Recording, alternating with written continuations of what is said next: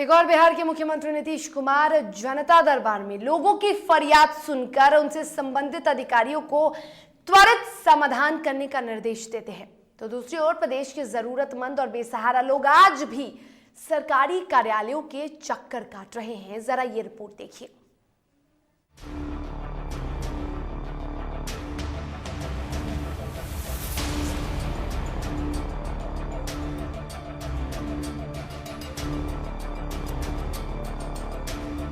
कहते हैं बिहार में सुशासन का राज है, लेकिन जब इसी बिहार में एक बुजुर्ग अपने हक की आवाज में अपनी बची हुई जिंदगी गुजार रहा है, इस आस में कि उसे न्याय मिलेगा, लेकिन सुशासन की राज में ठोकरों के अलावा इस बुजुर्ग को कुछ नसीब नहीं। ताजा मामला नालंदा जिले के अस्थावा का है, जहां ये बुजुर्ग मन्ना लाल साहब अपनी ही जमीन को लेकर सरकारी दफ्तर का चक्कर काटकर थक चुके हैं।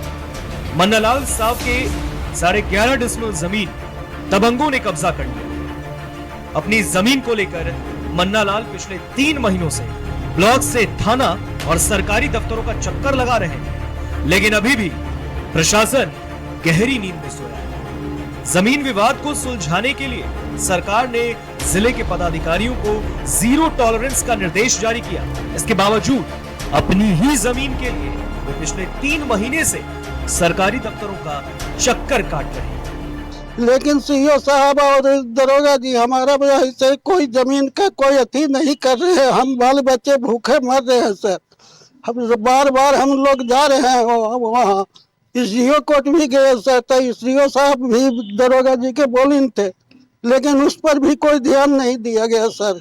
तो अब आप निर्णय लिया है? हम क्या निर्णय लेंगे सर? अब तो नहीं होगा तो भूखल प्यासल बाल बच्चे है से मुख्यमंत्री भी जाकर आत्मदाह कर लेंगे, क्या करेंगे हम लोग? मामले की जानकारी देते हुए मन्ना लाल साहब ने बताया कि उस जमीन पर वे लोग सालों से कोयला और बांस का व्यवसाय चला रहे थे, लेकिन 3 महीने पूर्व दबंगों ने उनके जमीन पर कब्जा किया और दबंगई करते हुए उन्हें दुकान से बाहर निकाल दिया। इसे लेकर मन्ना लाल साहब ने सीओ और थाना में जाकर शिकायत दर्ज करवाई, लेकिन स्थानीय स्तर पर कोई कार्रवाई नहीं होने के कारण वे एसडीओ के पास पहुंचे और न्याय दिलाने की गुहार लगाई। उन्होंने बताया कि पिछले कई महीनों से काम बंद रहने के कारण खाने को लाले पड़ गए, किसी तरह गुजर बसर कर जिंदगी काट रहे हैं। अगर मामले का निपटारा नहीं किया गया तो वे भूखे प्यासे आखिरकार मुख्यमंत्री के सामने आत्मदाह करने को विवश हो जाएंगे। टोटल जमीन 23 डिसमिल है और 11.5 डिसमिल पर वो अथी किए हुए हैं। वो तो मैंने जब दबंगई कर रहा लोग जी दबंगई के अथी कर रहा है। कहाँ चिट्ठी दिए? चिट्ठी शुरू में हम थाना के यहाँ दिए थे, ब्लॉक में भी दिए थे, एसडीओ कोर्ट में भी दिए हैं। तो आपके पक्ष में कुछ हुआ? टोटल मेरे ही पक्ष में है सर। तो फिर कौन गलती किया?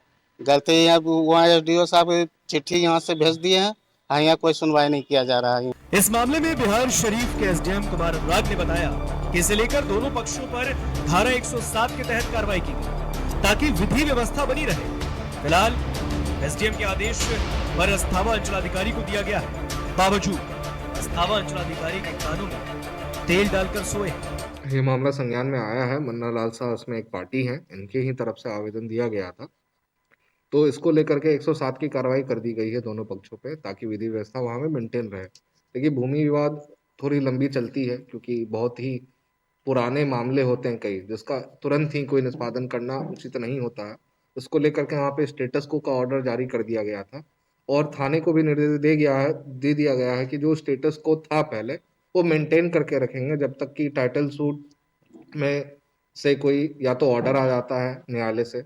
जब तक कुछ परमानेंट ऑर्डर नहीं आ जाता है तब तक वहाँ पे विधि व्यवस्था बना के रखते हुए जो स्टेटस को है वो मेंटेन करेंगे। और अगर इन केस कोई भी दबंगई करने की कोशिश करता है या शांति भंग करने की कोशिश करता है, तो सिंस 107 के द्वारा उनको बॉन्ड ऑन कर दिया गया है, तो उनको अविलंब हिरासत में लेते हुए जेल और कानूनी प्रक्रिया की जाएगी।